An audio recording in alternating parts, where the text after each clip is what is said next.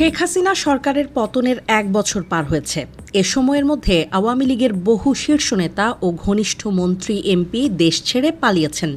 তাদের অনেকে এখন কলকাতার নিউ টাউনে কাটাচ্ছেন নির্বাসিত জীবন। ভারতীয় সংবাদ মাধ্যম দ্য প্রিন্টের অনুসন্ধানী প্রতিবেদনে উঠে এসেছে সেই অচেনা জীবনের গল্প। নিউ টাউনের বহুতল ভবনের ভেতরেই গড়ে উঠেছে পালিয়ে আসা আওয়ামী লীগ নেতাদের নতুন সংসার। একসময় দেশের ক্ষমতার কেন্দ্রবিন্দুতে থাকা মানুষগুলো এখন সাধারণ ফ্ল্যাটে বন্দি দিন কাটাচ্ছেন। ভয় আছে, চিন্তাও আছে, আর আছে ফিরে যাওয়ার খায়েশও। প্রতিদিন সকাল বিকেল অনলাইন মিটিং, এটাই এখন তাদের রাজনৈতিক কর্মকাণ্ডের মূল ভরসা। ঢাকায়, লন্ডনে কিংবা নিউ ইয়র্কে থাকা নেতাদের সঙ্গে ভার্চুয়াল বৈঠকেই ঠিক হয় ভবিষ্যতের পরিকল্পনা। সাবেক তথ্য ও সম্প্রচার মন্ত্রী মোহাম্মদ এ আরাফাত সংবাদ মাধ্যমকে বলেন, আমার এখন ঘুমানোর সময় নেই, প্রতিটা দিন কাজ আর কাজের মধ্যেই কাটছে। লক্ষ্য একটাই, বাংলাদেশকে পূর্বের অবস্থানে ফিরিয়ে আনা। যদিও তাদের আমলেই ধ্বংসের দ্বারপ্রান্তে গেছে বাংলাদেশ। অন্যায় অবিচারের অভয় আশ্রম বানিয়েছিলেন এসব পলাতক আওয়ামী লীগ নেতারা। দ্য প্রিন্ট জানিয়েছে, পলাতক লীগ নেতাদের কেউ ভোরে নামাজ শেষে জিমে যান, কেউ আবার শরীর চর্চা করেন। কক্সবাজারের এক সাবেক এমপি জানিয়েছেন, নির্বাসিত জীবনের একঘেয়ে রুটিনে অভ্যস্ত হয়ে গেছেন তিনি। ৩০,০০০ রুপি ভাড়ার ফ্ল্যাটে অনিয়মিত গৃহকর্মীর কারণে রান্নাও কখনো কখনো করতে হয় নিজেকেই।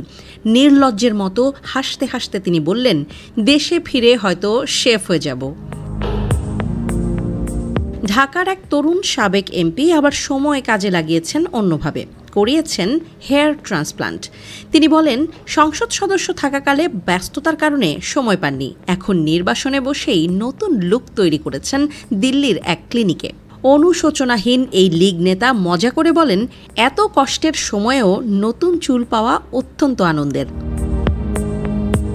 গুঞ্জন আছে, কলকাতায় নাকি আওয়ামী লীগের একটি গোপন অফিস রয়েছে। যদিও কক্সবাজারের সেই সাবেক এমপি জানালেন, এটাকে অফিস বলা অতিরঞ্জন, তবে সত্যিই একটি জায়গা ভাড়া নেওয়া হয়েছে যেখানে মাঝে মাঝে তারা মিলিত হন।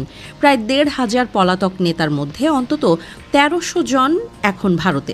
ফলে সবার জন্য একত্রে বসার আলাদা স্পেস প্রয়োজন।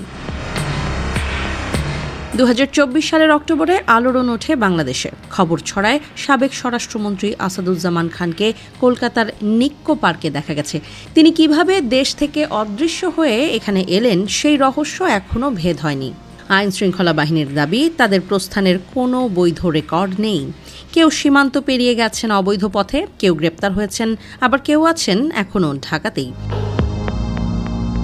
কলকাতায় বড় ফ্ল্যাট ভাড়া নিয়েছেন আসাদুজ্জামান খান। পরিবারকে নিয়ে সেখানেই থাকছেন তিনি।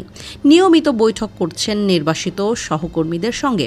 প্রায় প্রতি সপ্তাহেই যান দিল্লি, দলীয় সভা কিংবা ভারতীয় কর্মকর্তাদের সঙ্গে সাক্ষাতে। নিউ টাউনের এক সাবেক এমপি জানালেন, খান সাহেবই আসলে আমাদের মনোবল ধরে রাখার চেষ্টা করছেন।